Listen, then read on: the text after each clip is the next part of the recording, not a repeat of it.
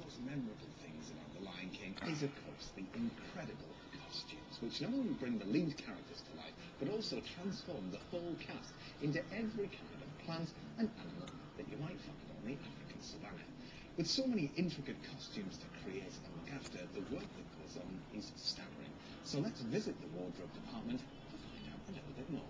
The costumes, and when you look at what Julie designed, have a fundamental idea at play, which is to use natural materials, or to appear like we're using natural materials, to represent the earth and the planet and the savannah itself, but also to use patterns of fabric, like the kente cloth that Zazu's costume is made of, that would be immediately African. Julie spent a lot of time researching all of those sort of elements of tribal design and tribal clothing in Africa. There's a wonderful cohesive quality to all of the costumes. All of the costumes feel like they're from the same group. I take my inspiration as a costume and mask and puppet designer from everywhere. For instance, Mufasa's costume, you look at the picture, this whole collar piece is really Balinese. This is very Maasai. The bottom is very Indonesian.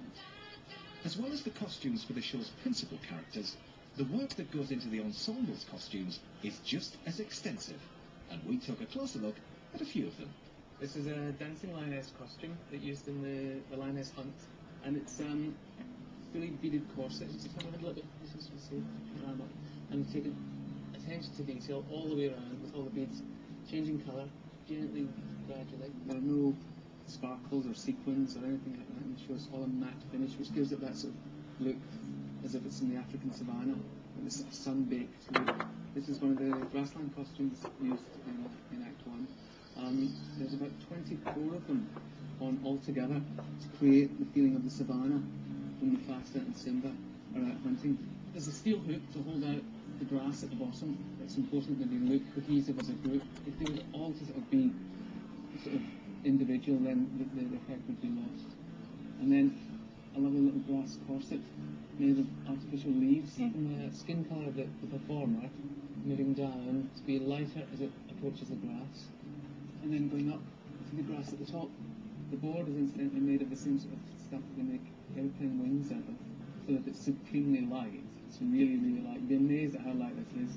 Costumes help the cast to portray over 25 different types of animals, as well as plants, and each costume is handcrafted and tailored for each actor. So after the work that goes into creating all of these costumes is complete, what effect do they have on stage as a whole? It's so rare to have costumes that transcend just being costumes, that become scenery and become architectural elements on stage. If you can imagine any aspect of you or anyone's clothing being worn 8 times a week for 52 weeks of the year, how quickly it would wear out, you know. So they have to take care of everything really carefully. Really carefully hand wash most things. Make sure that everything's shiny and new as it should be on day one. So here we are then, up in the wardrobe department, well above the stage where all of the repairs and alterations are going on for this evening's performance. Cynthia, hi. Hi, nice to see you, Matt. Very nice to see you too. Now, is it all right if I have a little look over everybody's shoulders while they're doing one of their work? Can we have a look over there first, where the beaded things are hanging on this rail? There's loads there, isn't there? We have Simba costumes, Simba corsets that are all hand beaded. You're kidding me. No. Well, every single one is hand sewn on, is it? Every single one is handmade. Goodness me. 99% of the costumes, they start off as white fabric. So everything is dyed or screen printed or painted or digitally printed, and that's an enormous job. As well as the volume of work involved, the attention to detail is also astounding. For example, every cast member's shoes are hand-painted to match their exact skin tone, and adjusted and repainted if the cast comes back from vacation with a suntan. So, with all these costumes hanging up and waiting to be worn, it seemed only fair to try one on.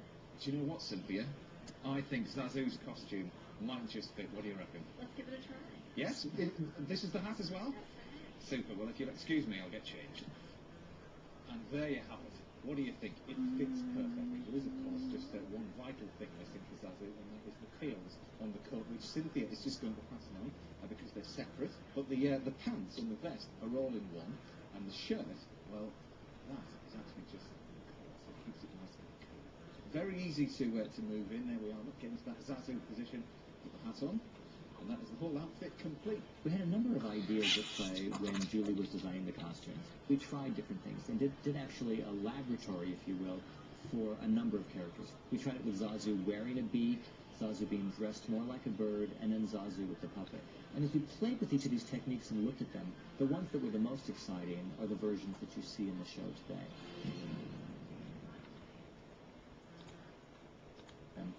Zazu being dressed more like a bird, and then Zazu with the puppet.